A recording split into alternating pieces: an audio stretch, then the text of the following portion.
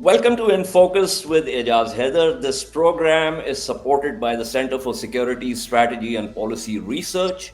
CESPR is an autonomous policy research center housed in the University of Lahore, and it tackles issues that impact contemporary security and strategic developments. This program is part of that effort. On 18th December, the United States Department of State sanctioned 4 Pakistani entities. The announcement said that the action was taken, and this is a quote from that announcement, in light of the continuing proliferation threat of Pakistan's long-range missile development and again, this is a quote, pursuant to Executive Order 13382, which targets proliferators of weapons of mass destruction and their means of delivery. So the next day, Pakistan's Ministry of Foreign Affairs hit back at the decision by terming it unfortunate and biased. The ministry's statement also stated that the sanctions defy the objective of peace and security by aiming to accentuate military asymmetries, which is obviously a clear reference to US support for India's nuclear and missile programs and also the space program. Finally, with reference to non-proliferation, which was the thrust of the US State Department's announcement, MOFA stated that such double standards and discriminatory practices not only undermine the credibility of non-proliferation regimes, but also endanger regional and international peace and security. The same day, Biden administration's Deputy National Security Advisor, Jonathan Feiner, spoke at the Carnegie Endowment for International Peace. And when I say the same day, this is the same day that MOFA put out its rebuttal or denunciation, if you will, of the US State Department's announcement. Now, Feiner made certain remarks about Pakistan's missile program. Here's what he said. Recently, Pakistan has developed increasingly sophisticated missile technology, from long-range ballistic missile systems to equipment that would enable the testing of significantly larger rocket motors. If these trend lines continue, Pakistan will have the capability to strike targets well beyond South Asia, including in the United States, raising real questions about Pakistan's intentions. The list of countries that possess both nuclear weapons and the missile capability to directly reach the U.S. homeland is very small, and they tend to be adversarial towards the United States, Russia, North Korea, and China. So candidly, it's hard for us to see Pakistan's actions as anything other than an emerging threat to the United States. Now, leaders across our administration, myself included, have raised these concerns repeatedly with senior Pakistani officials. We have been a longtime partner with Pakistan on development, on counterterrorism, and other security issues, including quite sensitive issues. We've provided support to Islamabad during difficult times, and we continue to desire a cooperative relationship in these areas of shared interest. That makes us question even more why Pakistan will be motivated to develop a capability that could be used against us. Unfortunately, it is our sense that Pakistan has failed to take these concerns, and frankly the concerns of others in the international community, seriously, and continues to advance these capabilities. As a result, the Biden administration has implemented a series of steps to contend with further development of long-range missile systems. Over the last year, we've issued 3 rounds of sanctions against non-Pakistani entities that have provided support to Pakistan's ballistic missile program. And yesterday, we issued sanctions directly against Pakistan's state-owned National Development Complex, which the United States assesses is involved in the development and production of Pakistan's long-range ballistic missiles. The first time we have sanctioned a Pakistani state-owned enterprise tied to missile development.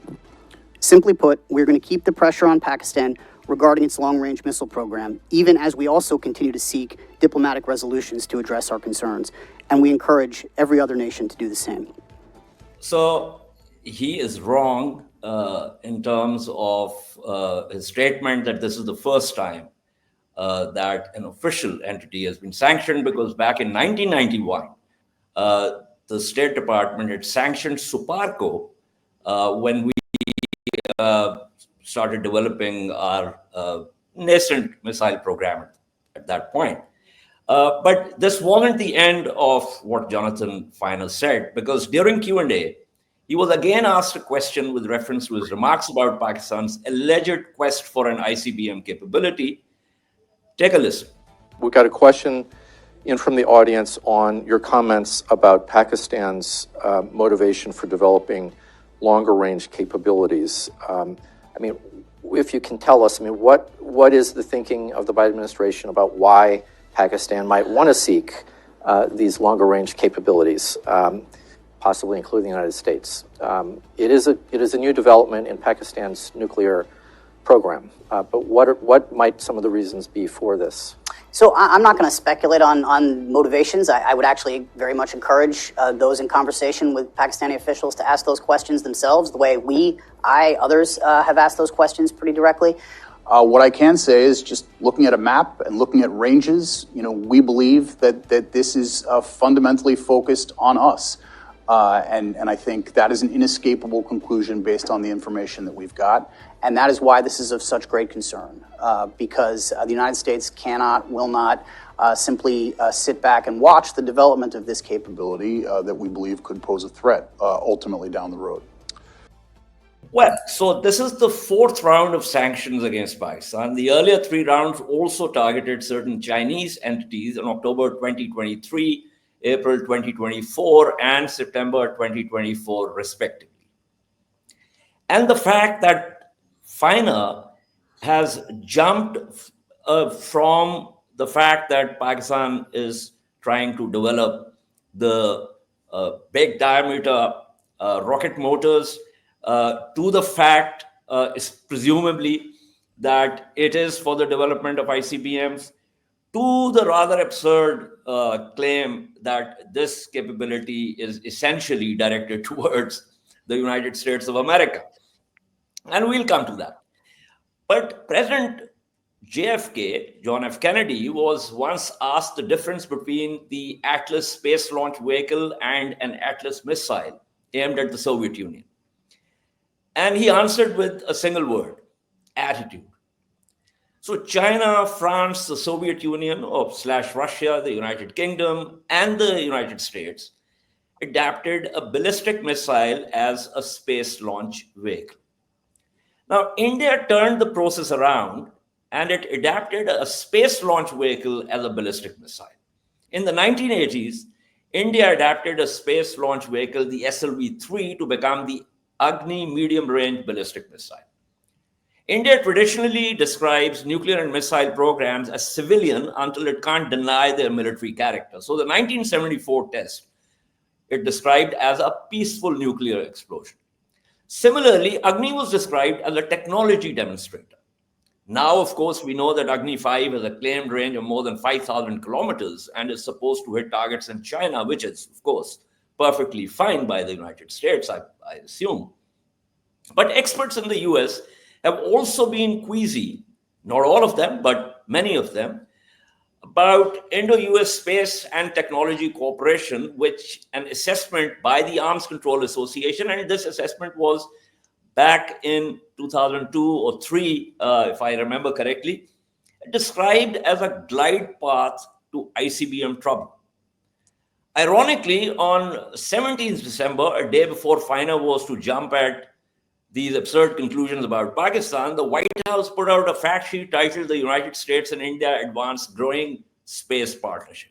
This despite the fact that India has used its polar space launch vehicle and geostationary space launch vehicle for building and honing its missile capabilities. But let me pull in my experts into this discussion. Michael Kugelman is director of the South Asia Institute at the Wilson Center. He's a leading specialist on Afghanistan, India, and Pakistan and their relations with the United States. And he has managed the South Asia portfolio at the Wilson Center since 2007 and leads the center's programming and research on the region. For my present purpose, his recent projects focus on shifting geopolitics in South Asia, US-India technology cooperation that we're talking about, and the future of US-Pakistan relations. With Michael, I have with me Syed Hassan Akbar, who's also a friend, a very dear friend of many years. Hassan is currently Pakistan Fellow at the Wilson Center. Previously has been Senior Policy Specialist at the National Security Division with the government of Pakistan, and until recently headed the strategic policy planning cell, where he advised on a wide range of traditional national security issues and led the drafting process for Pakistan's first comprehensive national security policy, which was released in 2022. And before that, Hassan was a director at the Jinnah Institute, an Islamabad-based think tank, where he managed the Chaophraya Dialogue, the longest-running track 2 dialogue between Pakistan and India. So welcome to the program, gentlemen. Michael, let me begin with you. This seems to have been an adversarial, not just comment, but explication of how the Biden administration is thinking about Pakistan. Why do you think this statement was made at this point? I mean, this is the outgoing administration. Are they planning or they trying to sort of lock the incoming administration into an assessment which they have made? Yeah, so thank you for having me, Ejaz. As I'm sure you could imagine, this issue of proliferation has been something that has concerned U.S. officials for a long time, and even at moments when the relationship appears to be in a relatively crisis-free period, such as the last 4 years. This is an issue that has loomed large in the thinking of U.S. officials, and as it was laid out by Feiner himself, and additionally by some U.S. media coverage, which cited the views of some unnamed U.S. officials. The U.S. position appears to be that for quite some time, the U.S. side had been expressing concerns about these rocket engines and some other things that Pakistan has been developing, and the U.S. side felt that it was not getting the result that it wanted from Pakistan in terms of acknowledging U.S. concerns, and that therefore Feiner decided to bring attention to this issue in a public forum, which is so significant when we're talking about this story, because of a desire to essentially put more pressure on Pakistan to recognize that this is very much a concern for the United States. Now, in terms of the timing, was this meant to send a message to the incoming administration? I don't know, but I don't want to speculate too much. But I would think that the incoming Trump administration would probably not be inclined to go easy or to go any easier on Pakistan than the Biden administration has on this issue, including after this public declaration of concern. But I really can't say ultimately what the goal of the Biden administration is for laying out this claim, this very serious claim, so publicly, so late in the administration. Perhaps, and again, I say I don't want to speculate. Here I am speculating, and I'll only say one more thing on this issue.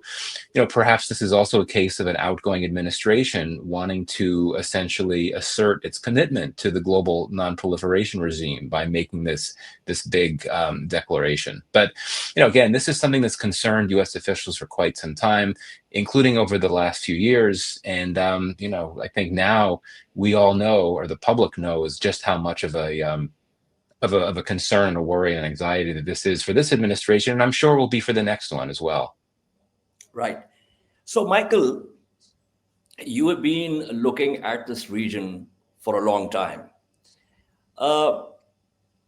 And you might have noticed that historically, and it's not just in relation to Pakistan, one can also name Iran, one can name North Korea, any number of other entities, state entities, where the US pressure in terms of US concerns with zero or no regard for the security concerns of the state entities that the United States is dealing with, has not resulted in anything positive in terms of, for instance, preventing the other state entity from doing what the United States doesn't want it to do. Because it's not these things are not said in a cooperative framework. They are like ultimatums. And now in the case of Pakistan, this becomes even more problematic when the view from Islamabad is that Delhi is getting a free pass. As a matter of fact, Delhi is being provided technical support and technological support by the United States in those very areas where the United States wants Pakistan to decelerate. And this is exactly what the Ministry of Foreign Affairs statement said. A, that this is biased, and B, that it accentuates existing military asymmetries. And then it goes on to say that because of these double standards, of course, states always have double standards. I am not an idealist. I am a structural realist, so I'll be the first to accept that. But in certain areas where we're talking about a broader category of multilateral arrangements or plurilateral arrangements, there have to be certain standards which are even. I absolutely acknowledge this concern about double standards. I think that's hard to avoid, but I think that there's several issues at play when you look at how the U.S. approaches this issue with Pakistan versus India.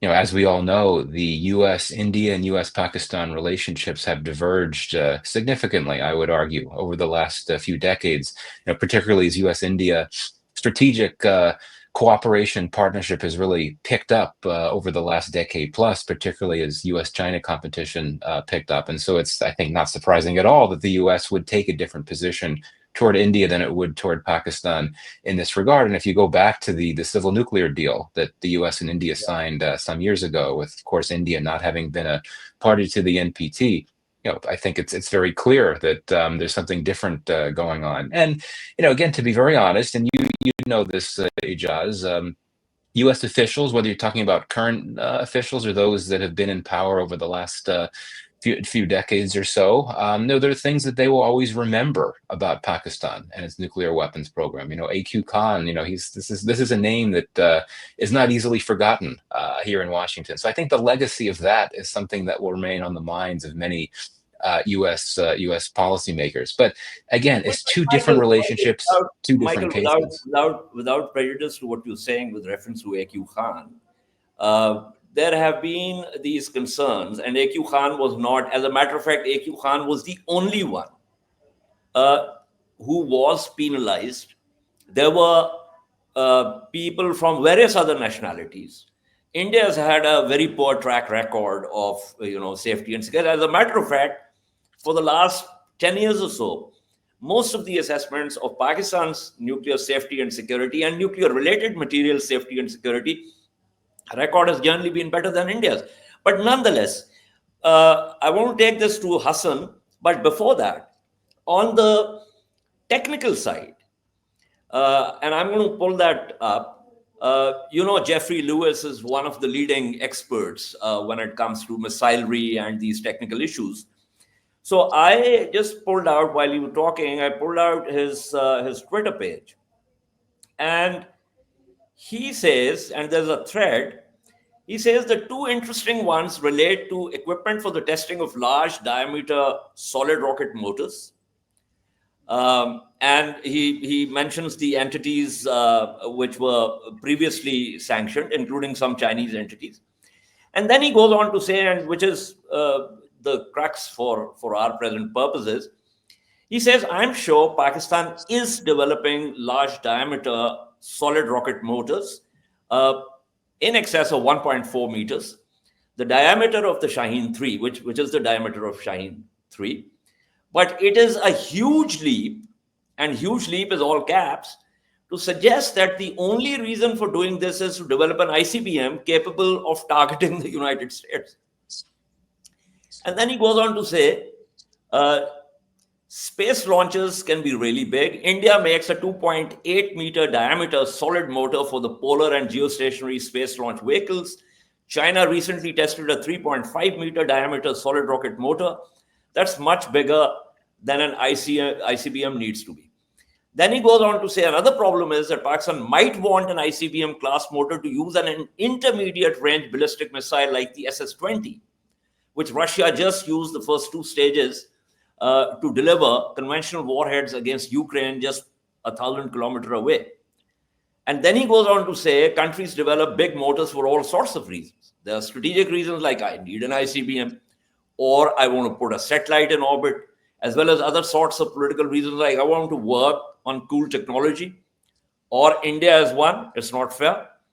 So bottom line, according to Dr. Lewis, is I'm sure Pakistan seeks large diameter solid rocket motors. I'm sure China is helping, but I don't think we should simply assume that Pakistan is building a large diameter motor solely to target the US absent additional information. So Hassan Akbar, there have been, if you listen to, which I did, Finer's speech and then what he said during Q&A, they're like leaps of imagination. So you've been a practitioner. You've been part of the National Security Division. We know that this has been a talking point. Just like there have been talking points on our side with reference to our concerns vis-a-vis US-India increasing cooperation and how that negatively impacts the security environment in South Asia. So give me your sense of, frankly, what the hell is going on here. Thank you. First of all, thank you, Ejaz, for inviting me to talk about this. So I think you've really dissected both what Finer said, and I think Dr. Lewis also alluded to, what might be going on. I think there is no doubt that Finer's remarks, I think if we dissect them one by one, there are many issues in the remarks that he made. So he starts off by saying that, Pakistan is developing large motor rockets. Actually, he says is making testing equipment for large. He's not saying that we've developed large diameter rocket motors, but that, we're making equipment to test large diameter rocket motors. Correct. So I think that's also one step behind actually making large diameter motors. So let's start from there. From there on, he says that this will give Pakistan capability. As Michael said, that in a Reuters report, unnamed US officials have said that such a capability, they see it a decade or so down the lane, which could allow Pakistan to make ballistic missiles with ranges that could reach the United States. And that this is a serious concern for the United States. And then he lays out the fact that there are only 3 countries that have ICBMs, which can reach the United States: China, Russia, and North Korea, and they tend to be adversarial. Now here, I think, first of all, there's a problem in the argument being made by Finer. It's not true that only Russia, China, and North Korea have ballistic missile capabilities that can deliver a nuclear weapon to the United States. We know that with submarine-launched ballistic missiles, both France, even technically India, has the capability of delivering a weapon on U.S. mainland. So I think, first of all, there is an issue with the statement that he's made. It's also important to note that he goes on to say, towards the end of his statement, that it's an inescapable conclusion that increasing the ranges is targeted towards the US, right? And I think that again is a leap of imagination on part of Finer and the US administration, simply because there are many countries, as I said, which have capabilities or are developing capabilities with ranges that could reach the United States. I mean, India, for one, India has, as we can say, has a legitimate concern when it comes to China, and it has a weapons program that can reach any part of China. But it is developing ballistic missile programs that can go up to 12,000, 15,000 kilometer ranges, right? We don't hear any noise about questioning why India is developing those capabilities and who India intends to target with those capabilities. So there are many issues in the statement that he's made. Pakistan has been very clear, Ejaz, for the last many years, because this has been an issue between the US and Pakistan, that our ballistic missile program and our nuclear and strategic capabilities are South Asia focused. They are India focused. And really, the ballistic missile program has been a talking point since Pakistan increased its ranges to include the Andaman and Nicobar Islands. And we did that only because India started building the Andaman and Nicobar Islands as a large military and strategic base. And Yeah, so, and so, so it but was a legitimate security. legit It's a in the sense legitimate. that we need to have a capability that reaches every point where India has some kind of military infrastructure. But I would like to add one thing here, which is regarding our space program. Now, Yeah. we have seen exponential development in India as far as the space program is concerned. India has been, developing anti-satellite weapon systems. It has put They've tested it. They've tested They've it. tested the capability. They've put satellites into space that have increased their capabilities, both in terms of surveillance. So ISR capabilities have increased, but also They've done moon landing. yeah, and their targeting capabilities have also increased. Yeah. So if you look at Pakistan's national security strategy, Yeah. I think that will sort of give you a sense of Pakistan's thinking on this issue, which is that for the first time, when Pakistan's comprehensive national security policy came out, we expanded our domains from 3, which was land, air, and sea, to 5. So land, air, and sea, plus cyber and space, because these 2 domains now are important domains for warfare when it comes to for Pakistan's strategic stability and national security. So it is natural that Pakistan would try to create more capabilities when it comes to its space program. Now, going from there to associating, intent to Pakistan's program or its technical developments, I think is a leap of faith. And frankly, I think, as far as Mr. Feiner is concerned, he starts off by saying he was asked a direct question about motivations. And his response was that I will not speak about motivations and that I would let those in the US administration who deal with Pakistan raise this issue with their Pakistan interlocutors. And that was fine. But then towards the end, he goes on to say that it's an inescapable conclusion that this is to target the United States. I think that is his own, perhaps, extrapolation or maybe a reflection. And I think this is an important point. I think his remarks reveal more about how the US thinks about Pakistan than they do about Pakistan's intention vis-a-vis the United States. I mean, clearly, when we look at his remarks, they are in somewhat of an adversarial tone. I mean, why would you conclude that Pakistan intends, there is no reason for Pakistan to build capabilities to target the United States? Pakistan has been very clear that our program is specific to South Asia. So the fact that he has made this leap of judgment perhaps reflects how the US views Pakistan. And I think that's a big issue. So I would say that instead of, as Michael was saying, that instead of having these public spats and a public declaration of US concerns, the better approach, and I always favor an approach which is dialogue and discussing these issues and concerns between both parties. So he alludes to the fact that we've been doing that and we haven't seen any major progress. And perhaps the reason why that progress has not been seen is because some of the arguments being put forward by the United States from Pakistan's perspective seem to be biased and seem to be really an extrapolation of intent, and that going down that path restricts Pakistan, having certain technologies which I think might be necessary for non-military. Hassan, so from where I stand, I think what he did was deliberate. I also think that he wasn't playing off his own bat.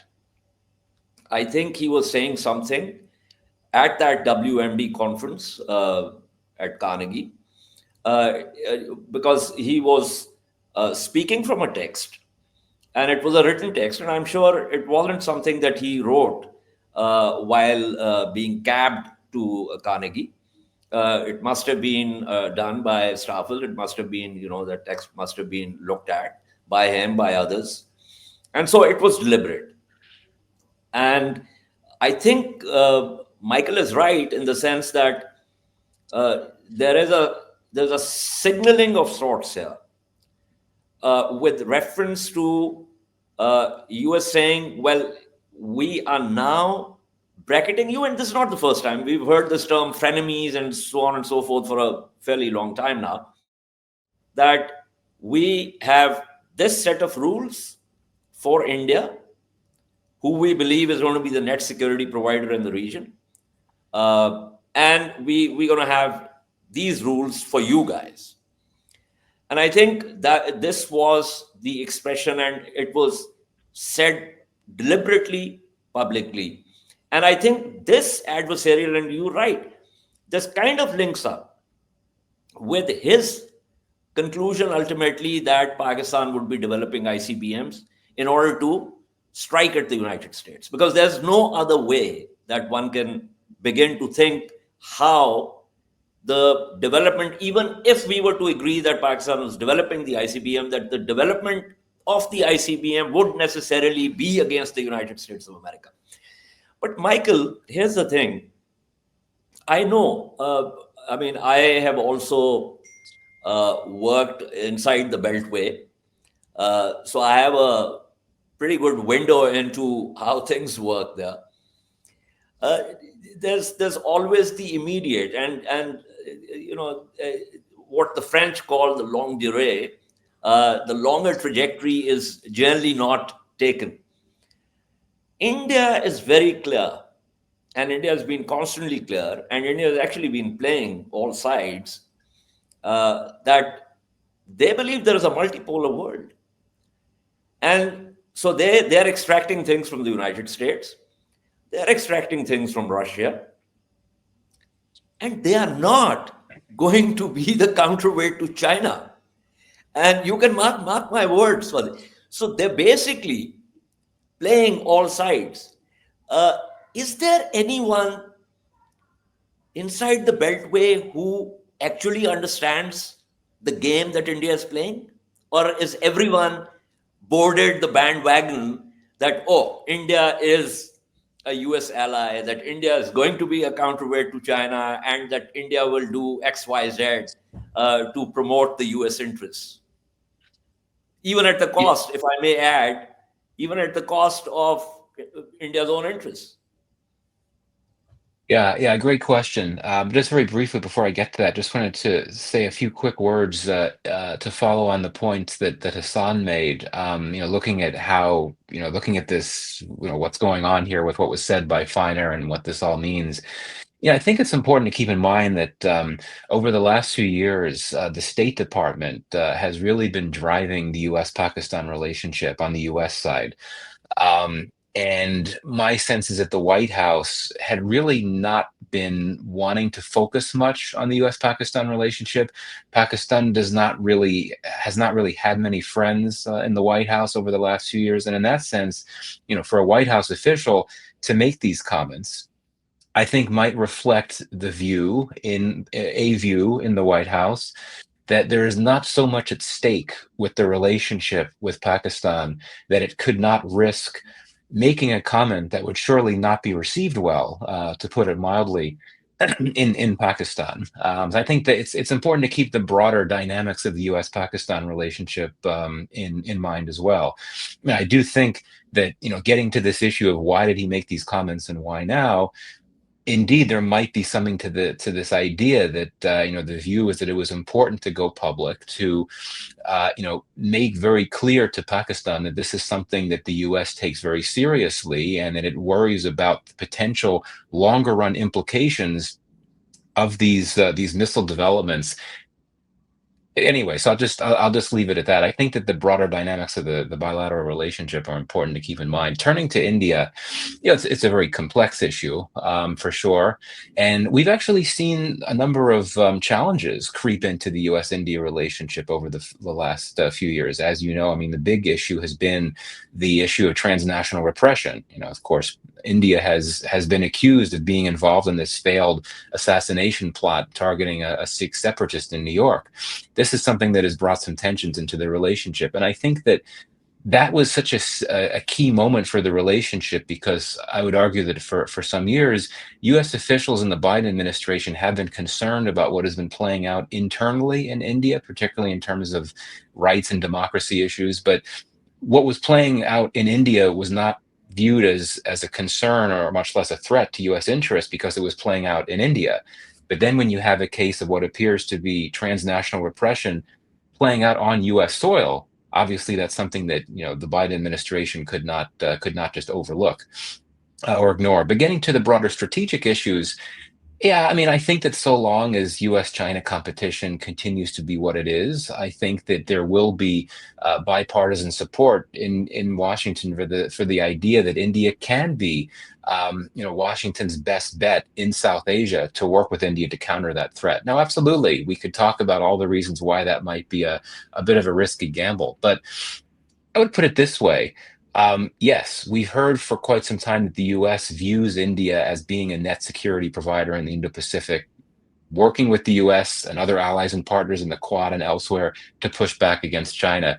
And, India has, I would argue, done a number of notable things on that front. I mean, the fact that India is now supplying weaponry to the Philippines, BrahMos missiles to the Philippines, clearly that meant to be used by the Philippines to counter China in the South China Sea. That's a pretty big development, and something that U.S. officials really think is significant, in that India has had this reputation of being one of the top arms buyers for quite some time. Now it's starting to provide arms as well. But I think that, to the crux of your question, there's going to be a variety of views here in Washington about what to make of India. And there is a segment of the Indian commentariat that thinks that the Biden administration actually hates India and hates the BJP, and really does not want to work with it at all. And that's tied to a number of U.S. policies that haven't been received well in India, whether you're talking about U.S. policy in Bangladesh, how the U.S. has addressed the issue of Sikh separatists in the U.S., U.S. messaging about internal developments in India, and so on. But I would end with this. We talk so much about how China is the factor that has brought together the U.S. and India strategically, and I think that's true. But there have been some notable developments on that front. As you know, India and China recently concluded an arrangement on the border. Actually, two. There was one several weeks ago, and then another arrangement that was just made the other day. India clearly wants to ensure that its border is not as much of a problem as it had been with China. And then, meanwhile, there is Trump, who's going to be president soon, and he is someone who has always sort of reflected an admiration of sorts for the Chinese president. And I would argue that we will certainly see U.S.-China economic competition intensify in the Trump era. But I'm not so sure that Trump would want to intensify strategic and indeed military competition with China. Trump doesn't want to be dragged. He wouldn't want to be in a position where the U.S. would face the question of whether it plays a role in some type of crisis or conflict in the South China Sea or in the Taiwan Strait. He doesn't want to be involved in military adventurism and all that. So the way in which Trump decides to take the competition with China could have some implications, I think, for U.S. relations with India, though I would argue that there is plenty of substance to the U.S.-India relationship that has nothing to do with China, whether you're talking about trade or things like that. So it's complex, but bottom line, short answer is that we are going to continue to see a very strong partnership between the U.S. and India, particularly because Trump himself and all of the people that he's picked to join his cabinet, assuming they're confirmed, they are all very fervent proponents of this idea of strategic partnership with India. Yeah, that's quite. But I'm happy you mentioned BrahMos export to Manila, because after this quote unquote accidental landing of BrahMos in Mia Channu in Pakistani Punjab, I remember picking up a number of analyses in the Philippines that were like, okay, we probably need to figure out if this system is as credible and reliable as the Indians say that it is. And this whole thing about, I mean, I don't want the discussion to kind of spread out so much, but there are a number of ifs with reference to Quad also, with reference to AUKUS also, including the fact of the Virginia class SSBNs being given to Australia, given that the US Navy itself is short of the Virginia class submarines, and given the fact that Trump always says America first, and one of the former Australian prime ministers said that Australia is not going to get these submarines. So there are a number of issues there. But before I close the program, Hassan, I think this is something which obviously is not going to stop us from pursuing something that we believe is in our national interest, because that has historically been the case. And it's not peculiar to us. I mean, Iran has developed its space program, its missile program, despite being under the worst possible sanctions in the world, and ditto for North Korea. So in the sense that it's not going to work, this kind of ultimatum approach, why do you think the US should pursue this? I mean, the US could, away from the public glare, sit down with Pakistan and say, okay, explain to us, why do you want this? Because the space capability is something which most of even the developing countries are doing. And it is for a number of reasons. And one of the reasons that you pointed out very rightly had to do with the C4I2 SR capabilities that India is developing with reference to its own space launches. So I think, Ejaz, I think that's a good point. I will say this much, and this is, of course, my own view. I think Pakistan has been very sensitive for a very long time to concerns in the international community about various aspects of its, developments. So if Pakistan is moving in a technology direction, it would be a very deliberate, thought-out process. It is not something that would have a decision that would have been made without deliberation. And if that is a direction that is that decision is taken to move, for example, to enhance our space program, which is essentially what I think is happening here. If anything. So I think that if such a decision is made, it would have been a deliberate decision. And if it is a deliberate decision, then restrictions or sanctions on entities or making remarks like this, I think would have obviously factored into the decision making about enhancing our space capabilities. So I think actions like this are counterproductive. I agree with you. I don't think that they will result in any kind of break in developments on Pakistan's side. There's a lot of history, not just as far as Pakistan is concerned, but many other countries around the world, where when countries have pursued certain technologies for their national interests, they've been able to achieve those. So I think that's one point.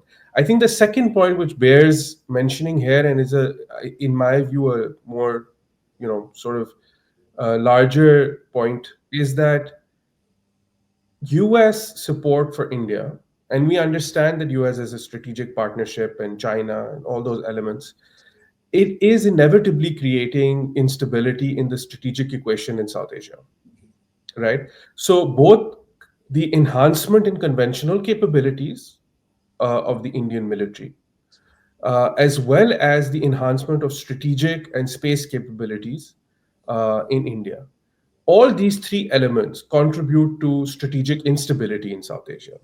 They contribute to increasing, the escalation ladder.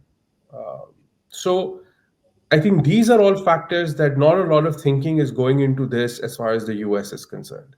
Because if Pakistan is no longer able to conventionally restrict or meet the challenge of India's growing capabilities, then of course it has to rely increasingly on its missile and strategic capabilities, right?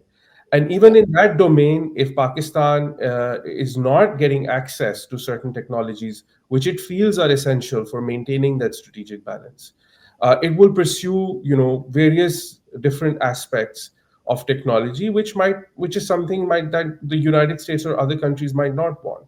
So, I mean, I think here is a larger question about maintaining strategic stability in South Asia, which I think is not being answered enough, because there are maybe biases and there's a history with the program, and maybe there's the history of the Afghanistan issue, which has created a lot of anxieties amongst people that dealt with Pakistan before, and perhaps not enough attention is given, I think, to this question of how, given that both these countries are nuclear capable, that they continue to have capabilities that match each other and keep us away from crisis or a conflict, where one side feels that it now has. I mean, India is developing counterforce capabilities also, and some people have written about it in the US as well. Now, these are really concerning developments. India's enhancement of its anti-ballistic missile shield, for example, all of these add to instability in South Asia. And so to put the onus on Pakistan is, I think, unfair. And I think more attention needs to be paid by people who deal with these issues to at least say that there has to be some balance that Right. needs to be brought into this equation. Right. Unfortunately, the world, especially the geopolitical world, has always been unfair. That said, I do believe that it is in the US interest itself to, even when the United States wants to throw its weight behind India, to at least create some kind of modicum of balance, so that the security situation within this region does not deteriorate. But thank you so much, Michael. Thank you, Hassan. This is all from this episode. If you like the discussion, click on the subscribe button. Doesn't get me any lucre, but it'll certainly make me happy.